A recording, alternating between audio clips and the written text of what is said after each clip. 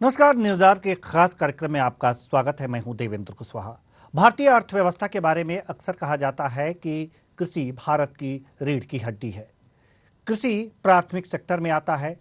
यहां हम भारतीय अर्थव्यवस्था में कृषि का 2023 के बारे में बात करेंगे। 2020-21 के लेटेस्ट आंकड़ों के अनुसार भारत की जीडीपी में कृषि का योगदान 19.9% था, जो कि पिछले सेशन 2019-20 के 17.8 से अधिक है। इसका अगर एक बड़े पैमाने पर अवलोकन करें तो हम पाएंगे कि 1951 में 47.6% जीडीपी का योगदान था कृषि का। वर्षों बाद कृषि क्षेत्र की जीडीपी में आए बदलाव यानी कि कमी का कारण द्वितीय और तृतीयक सेक्टर है। 60 के दशक में द्वितीयक और तृतीयक सेक्टर का बहुमुखी विकास नहीं हुआ था। इसका अगर एक बड़े पैमाने पर अवलोकन करें तो हम पाएंगे कि 1951 में 47.6% जीडीपी का योगदान था। वर्षों बाद कृषि क्षेत्र की जीडीपी में आए बदलाव यानी कि कमी का कारण द्वितीयक और तृतीयक सेक्टर है। 60 के दशक में द्वितीयक और तृतीयक सेक्टर का बहुमुखी विकास नहीं हुआ था। भारतीय अर्थव्यवस्था में कृषि की भूमिका इसलिए महत्वपूर्ण हो जाती है क्योंकि भारत की 46% आबादी प्रत्यक्ष रूप से कृषि पर निर्भर रहती है। आपको बताएं कि इसी कृषि में जो है कृषि को आगे बढ़ाने के लिए इस सेक्टर में इसे आगे करने के लिए तमाम प्रयास किए जा रहे हैं कि कृषि में इसका योगदान मिले।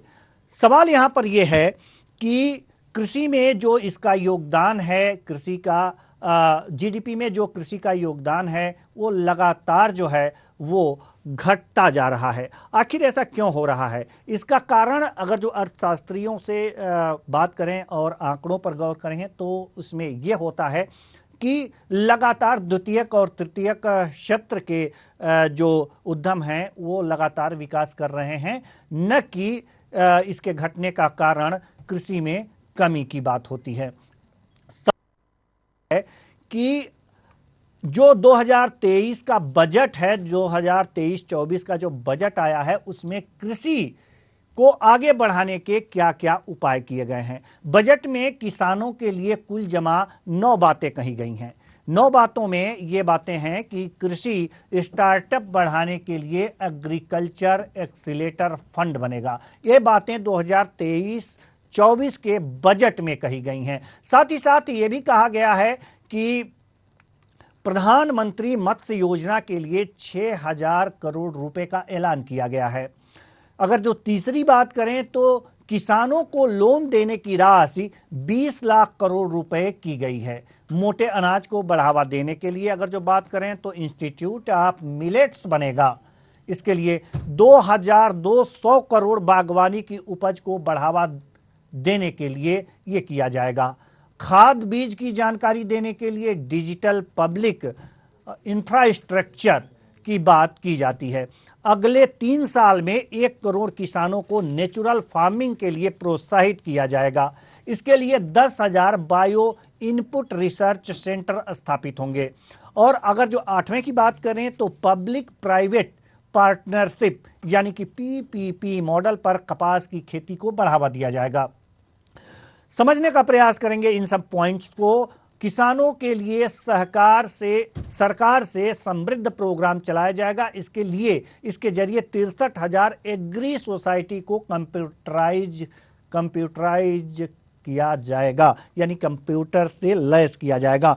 तमाम बातें हैं जिनसे हम आपको रूबरू कराएंगे आज, और कृषि क्षेत्र में क्या विकास हुआ है इससे भी हम आपको बताएंगे। लेकिन जीडीपी में इसका क्या योगदान है इसके बारे में हम चर्चा करेंगे। लेकिन चर्चा से पहले कुछ बातें जो हम आपसे शेयर करना चाहेंगे, लेकिन इससे पहले हम आपको अपने मेहमान जो अर्थशास्त्री हैं, आर्थिक मामलों के जानकार, उनसे परिचित करा दें। यह है पुष्प कुमार साहू जी। बहुत बहुत स्वागत है हमारे इस कार्यक्रम में आपका। बहुत बहुत धन्यवाद जी। आज जीडीपी पे बात हो रही है, जीडीपी में कृषि पे बात हो रही है, और कृषि का जीडीपी में योगदान पर बात होगी। और जो हमारा बजट है 2022-23 का, उसमें कृषि को आगे बढ़ाने के लिए क्या क्या प्रयास किए गए हैं, क्या क्या बातें कही गई हैं, इन सारी बातों पर हम चर्चा करेंगे। और इसके लिए आप बिल्कुल। तैयार रहें चर्चा के लिए, क्योंकि आपसे ही सारे सवालों का जवाब लिया जाएगा। क्योंकि अर्थशास्त्र ऐसा शास्त्र है जिससे ही देश की प्रगति को नापा जा सकता है। देश में रहने वाले नागरिकों का जीवन स्तर नापा जा सकता है, और ये नापने वाले अर्थशास्त्री ही होते हैं जो जीडीपी के रूप में इसे दिखाते हैं। और जीडीपी में हम आज कृषि पर बात कर रहे हैं। पुष्प कुमार साहू जी, सबसे पहले बात हम आपसे ये करना चाहेंगे कि बजट तो पेश हो गया, और जो जीडीपी का योगदान है इसके बारे में भी जानते हैं कि अगर जो 1951 में अगर 47% योगदान था कृषि का जीडीपी में, तो अब 19 दशमलव कुछ प्रतिशत रह गया है। बिल्कुल सही है सर, ये कम होता जा रहा है जी। अगर तो सबसे पहले आप हमें ये बताइए कि आखिर ये घटा क्यों है। सर, इसका मेन कारण एक है, secondary sector and tertiary sector, service sector. मतलब लोगों का रुझान बिजनेस और सर्विस सेक्टर में बहुत ज्यादा बढ़ा है। लोग सर्विस की तरफ जा रहे हैं, जॉब्स की तरफ जा रहे हैं, इसलिए एग्रीकल्चर पिछड़ता जा रहा है। और दूसरा सबसे बड़ा कारण कि नुकसान, एग्रीकल्चर में अच्छा खासा नुकसान हो रहा है आज के टाइम पे किसानों को।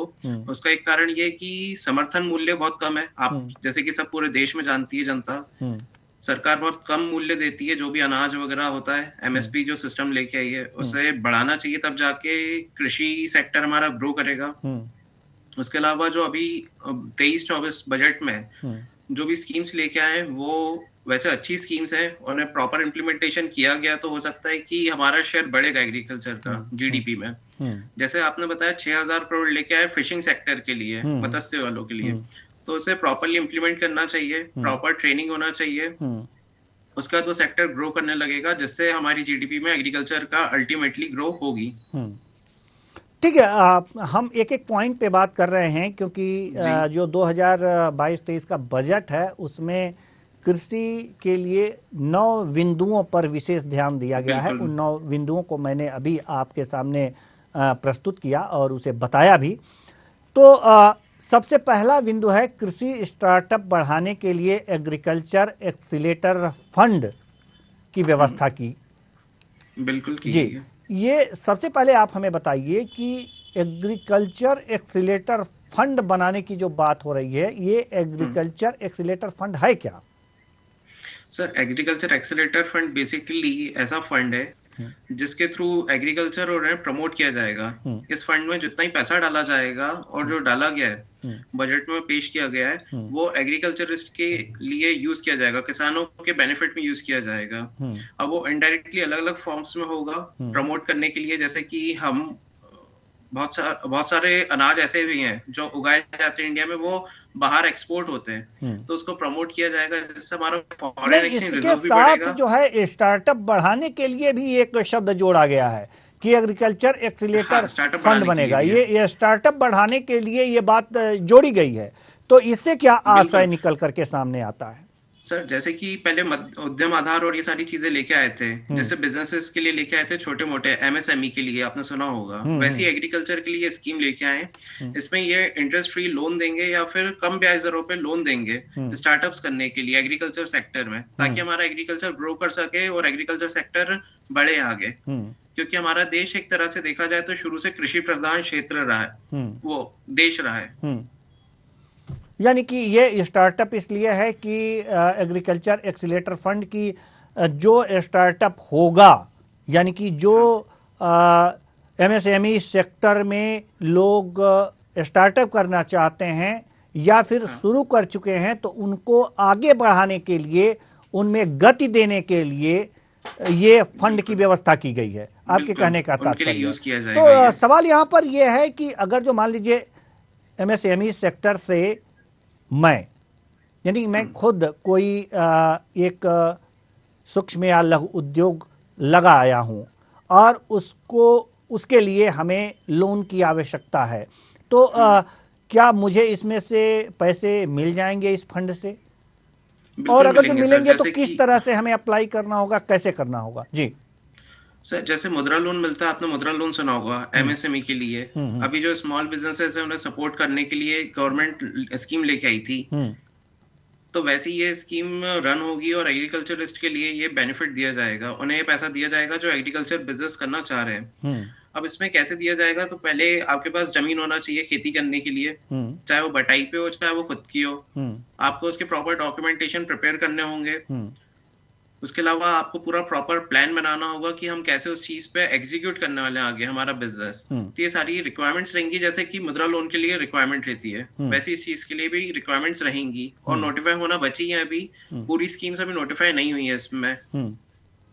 लेकिन सवाल यहाँ पर यह है कि अगर जो हम उद्योग लगा रहे हैं या फिर जी लगाना चाहते हैं या चला रहे हैं, उसमें फंड की कमी है, तो ये जो एग्रीकल्चर एक्सीलरेटर फंड है, इसके बारे में बहुत से लोगों को, किसानों को जानकारी नहीं है।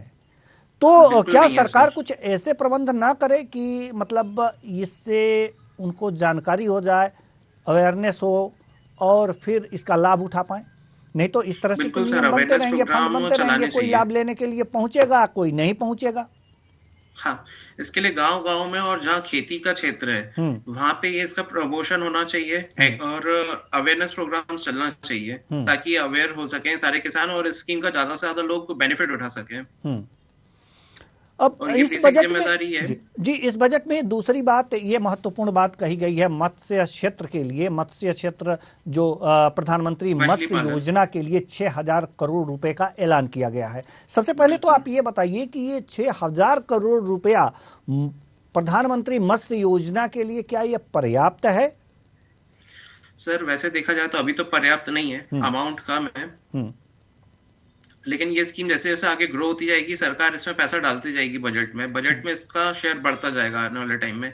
जैसे जैसे ये सेक्टर ग्रो करेगा, मेरी उम्मीद है कि सरकार इस चीज पे काम करेगी आगे।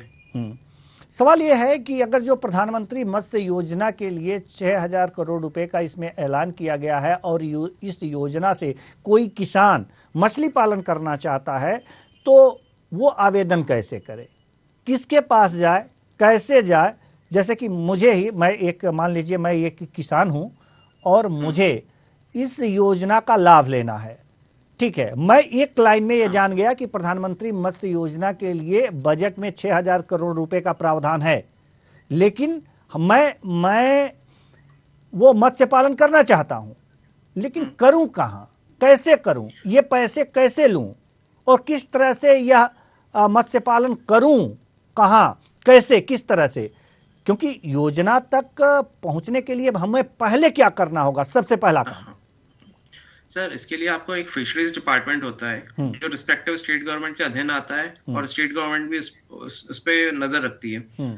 तो आप वहाँ फिशरीज डिपार्टमेंट में जाके इस चीज पे बिल्कुल इन्फॉर्मेशन ले सकते हैं कि मैं ये बिजनेस करना चाहता हूँ, उद्योग लगाना चाहता हूँ और मुझे फंड की रिक्वायरमेंट है, एज एन स्टार्टअप में से स्टार्ट कर रहा हूँ और जो बजट में जो स्कीम लाई गई है मुझे उसका बेनिफिट चाहिए। तो वहां से वो लोग पूरी गाइडेंस देंगे प्रॉपर फिशरीज डिपार्टमेंट वाले कि कैसे इस चीज को एग्जीक्यूट करना है।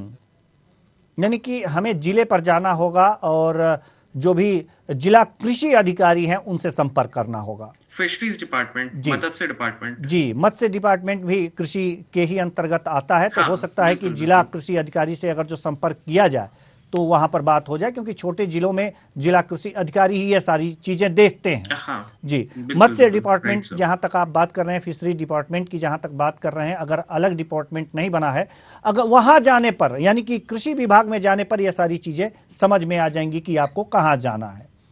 तो सबसे पहले हम वहां जाएं, वहां पर इसके बारे में जानकारी लें और जानकारी लेने के बाद जो है हमें क्या क्या चीजें उपलब्ध करानी है ये भी जान लें, और किस तरह से हमें इसके लिए पैसे मिल सकते हैं ये भी जान लें, तब जाकर के हम आगे का कदम बढ़ाएं। यानी सबसे पहले जानकारी है, अगर जो कोई भी किसान भाई अगर उत्सुक है, क्यों पुष्प जी, अगर कोई भी किसान भाई उत्सुक है, मछली पालन करना चाहता है, तो सबसे पहले वो अधिकारियों से जाकर के मिले और अपनी बातें बताए, क्या जरूरी चीजें उनको उपलब्ध करानी है और किस तरह से ये पैसे मिलने हैं, ये अधिकारी आपको पूरी तरह से समझा देंगे। घबराने की जरूरत नहीं है। नहीं है जी। अब तीसरी जहां तक बात है, यहां पर किसानों को लोन देने की राशि 20 लाख करोड़ रुपए की गई है। किसानों को लोन देने की राशि 20 लाख करोड़ रुपए की गई है। 20 लाख करोड़ रुपए, 20 लाख करोड़ रुपए। और कृषि पर निर्भर लोग 47% हैं। 47% और जो गांव में निवास करते हैं 60% लोग। कृषि पे आधारित हैं 47% लोग।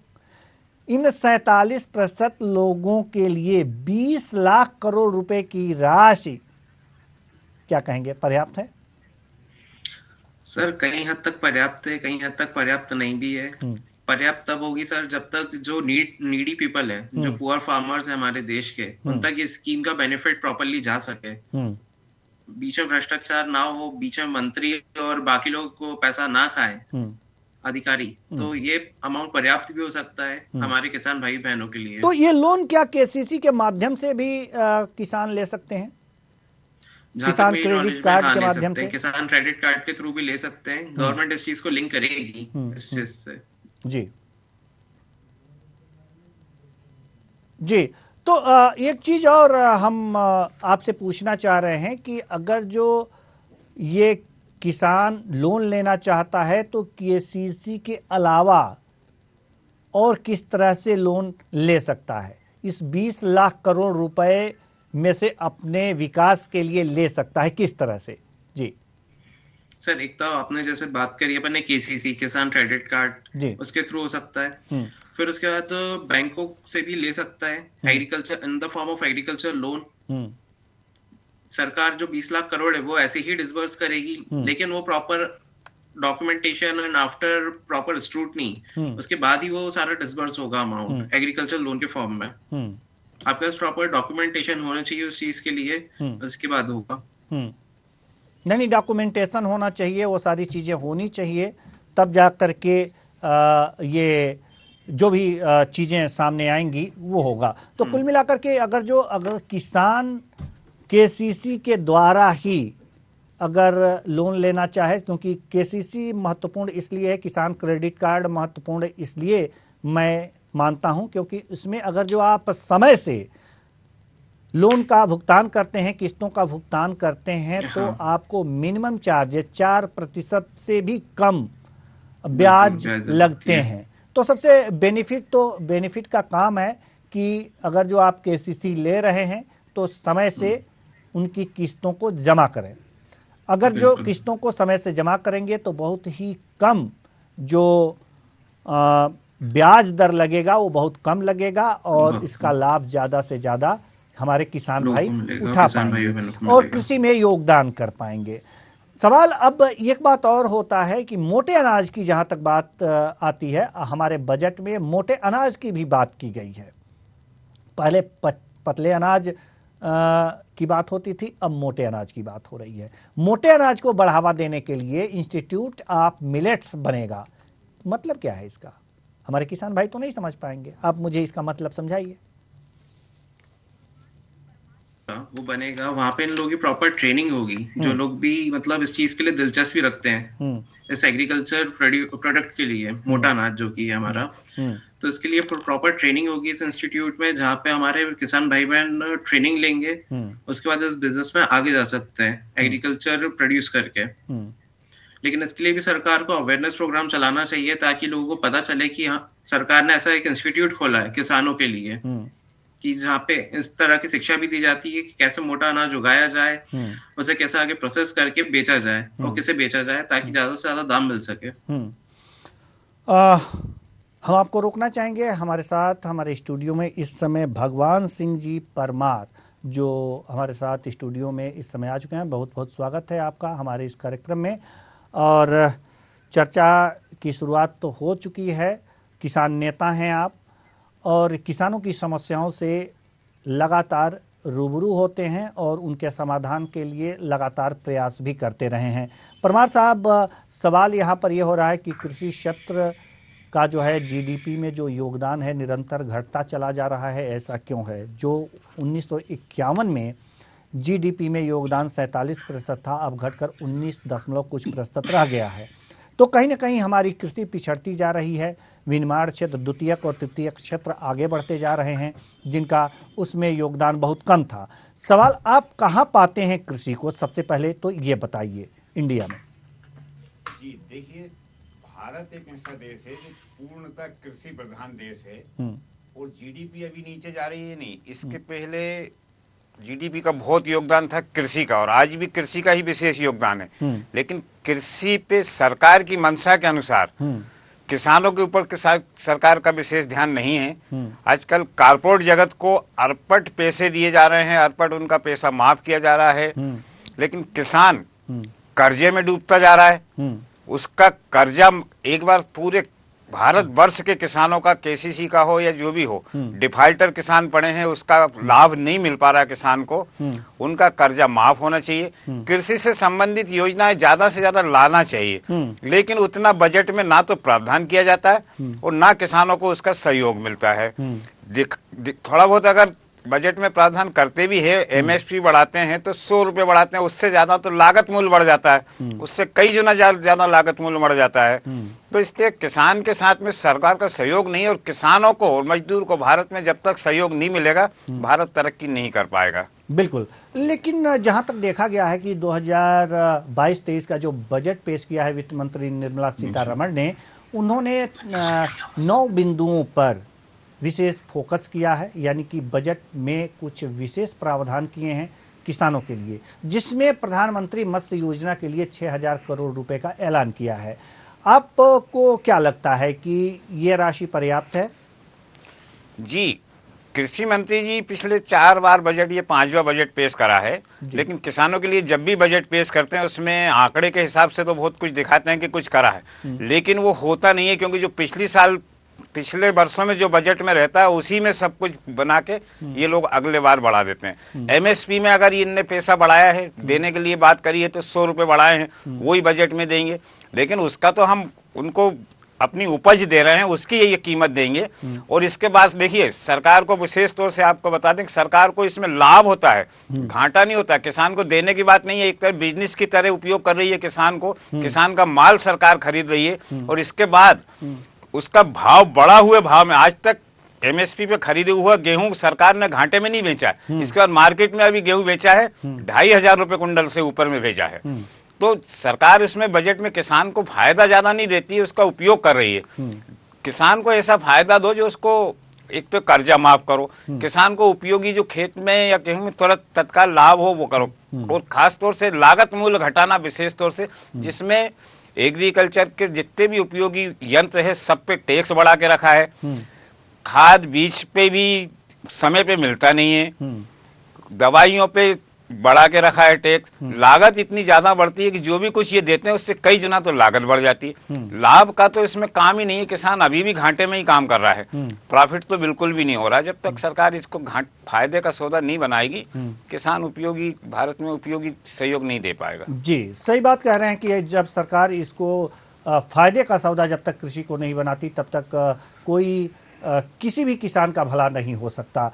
जी, पुष्प कुमार साहू जी, आप हमारे साथ मौजूद हैं, और जैसा कि अभी पीड़ा हमारे किसान नेता की आपने सुनी, तो बजट में कुछ प्रावधान किए गए हैं किसानों की पीड़ा दूर करने के लिए, लेकिन हमारे जो किसान नेता परिहार जी हैं, इनका ये भी कहना है कि बजट में आंकड़े का खेल तो होता है, लेकिन जमीन पर कुछ दिखता नहीं है। क्यों नहीं दिखता सर? सर, मैं बिल्कुल इनसे सहमत हूँ। इन्होंने जो पॉइंट्स रखे बिल्कुल सही, सहमत हूँ मैं उन सब चीजों से। जैसे कि एग्रीकल्चर इक्विपमेंट्स हैं, उस पे जीएसटी एग्जेम्प्ट करना चाहिए, या तो फिर हटा देना चाहिए, या कम रेट कर देना चाहिए, ऐसा मेरा मानना है, ताकि किसानों को कहीं ना कहीं बेनिफिट हो इस चीज का। दूसरा, जो ये बोल रहे हैं कि फैसिलिटीज नहीं दी जाती सीड्स वगैरह की, और बाकी सामग्री नहीं दी जाती टाइम से, तो वो टाइम से मिलना चाहिए। नहीं, ये चीज हम कहेंगे कि किसान सम्मान निधि के द्वारा किसानों को खाद बीज के लिए पैसे तो मुहैया करा रही है सरकार, इसका कितना लाभ मिल पा रहा है किसानों को, क्या कितने लाभान्वित हो पा रहे हैं? जी, हम परिहार जी से पूछना चाहेंगे। परमार जी है सर। माफ कीजिएगा, परमार जी से। जी जी जी, देखिए सर, ये जो प्रधानमंत्री की सम्मान निधि योजना जो है, इसका तो नाम ही बदल देना चाहिए। ये सम्मान निधि किसी भी तरह से कोई भी इसको सम्मान निधि नहीं कह सकता। 2,000 रुपए के हिसाब से दिया जाता है 3 महीने में, वहां तो 12,000 रुपए दिए जाते हैं। इस बार उसमें 2,000 बढ़ाए 8,000 रुपए देने की बात कह रहे हैं। आप एक बार बताइए, 8,000 रुपए साल भर में दिए जाएंगे जिसमें 2 क्रॉप आ जाती है फसल की, लेकिन ये 8,000 रुपए में किसान फसल के 1 एकड़ का एक कीटनाशक भी पूरा नहीं कर पाएगा। ये इतना कम पैसा है, इससे एक किसान उसको अपमानित घोषित करता है। अच्छा, और एक बात और बताइए, हास्पिद योजना है ये कि ये जब लागू हुई थी तो इसमें 22 करोड़ से ऊपर किसानों को लाभ मिला था। यही एक योजना चाहिए कि हर साल इसमें किसान घटते जा रहे हैं, जबकि किसान जोड़ना चाहिए तो बढ़ना चाहिए इसकी योजना है। लेकिन आज मात्र शायद 9 या 11 करोड़ किसानों को इसका लाभ मिल रहा है, वो भी पूरी तरह से नहीं मिलता है। कभी जिसको एक बार मिल गया है और अगर उसका बंद हो गया तो फिर तहसीलदार, एसडीएम, किसी के पास भी किसान चक्कर लगाए उसमें उसका डबल से नाम नहीं आ पाता है। तो ये सरकार को इस पे ध्यान देना चाहिए कि सरकार के अधिकारी बैठे हैं और अगर किसान वहां शिकायत कर रहा है, हम कह रहे हैं तो उसकी सुनवाई होना चाहिए। तो वो खुद भी हाथ ऊंचे कर देते कि नहीं, अब पता नहीं क्यों नहीं जोड़ रहा इसमें नाम, वो कुछ भी उसका कारण भी नहीं बता पाते और कई किसान उसमें घटते ही चले जाते हैं। अब मात्र 11 करोड़ किसान इसमें लाभ ले पा रहे हैं। यानी किसान सम्मान निधि भी संतोषजनक नहीं है अगर जो देखा जाए कृषि के लिहाज से, कि आपका कहने का मतलब यह है कि जिनको मिलता है वो भी पर्याप्त नहीं है और जिनका नाम एक बार कट जाता है तो वो पुनः नहीं जुड़ पाता। इस तरह से तो कृषि आगे विकास कर ही नहीं पाएगी। क्यों पुष्प कुमार साहू जी, अगर जो कृषि के साथ, किसानों के साथ इस तरह का अगर जो सरकार व्यवहार करती है तो क्या कृषि आगे बढ़ पाएगी? आप सोच सकते हैं? नहीं सर, ऐसे नहीं बढ़ पाएगी। इस पे प्रॉपर रेगुलेशन आना चाहिए, प्रॉपर लॉज होना चाहिए जो किसानों के हित में चले। किसानों के लिए मतलब एक प्रॉपर मॉनिटरिंग होनी चाहिए, जैसे कि कॉर्पोरेट सेक्टर के लिए मॉनिटरिंग होती है प्रॉपर। वहाँ पे एक हेड है कि वो जो देखते हैं डिपार्टमेंट है, जैसे सेबी हुआ, एमसी हुआ, ये लोग देखते हैं, प्रॉपर मॉनिटरिंग करते हैं। लेकिन एग्रीकल्चर सेक्टर में भी ऐसा होना चाहिए और प्रॉपर इस चीज का डिसबर्समेंट होना चाहिए जो भी फंड्स इनके लिए आ रहे हैं। ऐसी स्कीम्स आनी चाहिए बजट में जी, ऐसी स्कीम आनी चाहिए, लेकिन अभी तक तो आती हुई दिखाई नहीं दी है जहां तक हमारा ख्याल है। जी पुष्प कुमार साहू जी, हम आपसे बात करेंगे, अगला क्वेश्चन लेंगे, लेकिन इससे पहले परमार जी से, बार बार परिहार जी निकल रहा है, माफ कीजिएगा, परमार जी से सवाल लेना चाहेंगे, क्योंकि किसानों को लोन देने के लिए 20 लाख करोड़ रुपए की व्यवस्था की गई है सर, तो कृषि तो आगे बढ़ सकती है अब। सर 20 लाख करोड़ की किसानों को लोन देने के लिए जो व्यवस्था की गई है, इसके पहले कितनी व्यवस्था थी? किसानों को लोन तो पहले से भी मिलता आ रहा है। अब उसमें अगर कुछ बढ़ेंगे तो 10% किसान बढ़ेंगे लोन के लिए, तो 5-10%, 5-7% कम भी होते हैं उसमें। लेकिन परेशानी है कि जो खातेधारी है किसान, जिनका खाता है, जिनने लोन लिया है, उनका लोन हर साल क्लियर हो। वो डिफाल्टर जो हो गए, उनके ऊपर कर्जा है, जब तक वो उसको क्लियर नहीं होगा तब तक उसको लाभ तो मिलेगा ही नहीं, और उस पे डिफाल्टर के हिसाब से ब्याज पे ब्याज जोड़ता जा रहा है, वो तो और कर्जे में डूबता जा रहा है। तो सरकार ऐसे कई बार ऐसे वादे तो करती है। अभी शिवराज सरकार ने जो घोषणाएं करी है कि हम डिफाल्टर किसान का ब्याज माफ करेंगे, तो सोसाइटियों में ब्याज तो लगता नहीं है, लेकिन लगा उन्हीं का है ना जो डिफाल्टर हुए हैं जी। तो डिफाल्टर आप ही के कारण हुए हैं। आपने 2 लाख रुपए की, आप सरकार, हम तो सरकार को सरकार मानते हैं, भले ही वो किसी की सरकार हो, सरकार ने 2 लाख रुपए का कर्जा माफ करने की घोषणा की थी, उसी लालच में उस समय से किसान डिफाल्टर हुए हैं। या तो वो कर्जा माफ होना था, मुख्यमंत्री होता था, जिस मुख्यमंत्री के आदेश से कर्जा माफ हुआ, जिस मुख्यमंत्री ने सर्टिफिकेट बांट दिए, जिनके हस्ताक्षर से सर्टिफिकेट दिया गया लोन मुक्त का, उस किसान का भी आज लोन है, वो भी डिफाल्टर है, उसका भी लोन माफ नहीं हुआ। ऐसी विडंबना है कि सरकार का मुखिया, जो मुख्यमंत्री से बढ़ के और कौन हो सकता है? अगर मुख्यमंत्री का लिखा हुआ लेटर किसान को प्रमाण पत्र मिल जाए, इसके बाद भी अगर उसका लोन नहीं हो, तो वो किसान फिर कहाँ जाएगा? यही अब सीएम साहब ने, शिवराज सिंह जी ने भी ब्याज माफ करने की घोषणा की, लेकिन ब्याज माफ करना कोई उपाय नहीं है। कर्जे में आपकी योजना के कारण किसान दबता है और उसी के कारण डिफाल्टर हुआ है। आप एक बार सारे किसानों को कर्ज से मुक्त करो और फिर उसके ऊपर ब्याज लगाओ या कुछ भी लगाओ, फिर अपना समय से वो कमा के देगा। लेकिन घाटे का सौदा खेती का होता है, ये आप सरकार भी जानती है, वो सारे अधिकारी भी जानते हैं। ठीक है, वास्तव में किसानों का लोन माफ होना चाहिए, जो कर्ज है वो माफ होना चाहिए। हालांकि सरकारें वादा तो कर देती हैं, लेकिन लोन माफ नहीं कर पाती हैं, और किसान इसलिए पिछड़ जाता है, खेती इसलिए पिछड़ जाती है, और जीडीपी में योगदान उसका इसलिए कम होता जाता है। हमें चर्चा को और आगे तो जरूर हम बढ़ाते, लेकिन समय इजाज़त नहीं देता।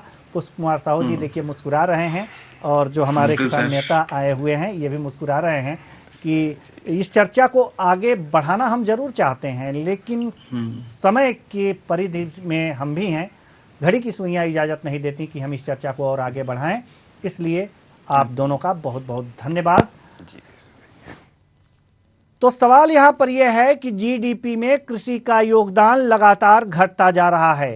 कारण यह है कि जो हमारे साथ किसान नेता यहां पर स्टूडियो में बैठे हुए थे, उन्होंने अपनी व्यथा जो बताई है उससे साफ झलकता है कि सरकारें जो हैं, चाहे केंद्र की सरकार हो या राज्य की सरकार हो, ये सरकारें हैं जो किसानों को बराबर छलती रहती हैं, उनका उपयोग करती रहती हैं, लेकिन उनके कल्याण के लिए कोई ठोस कदम नहीं उठाती। आंकड़ों की बाजीगरी से विकास नहीं होता किसी भी क्षेत्र का।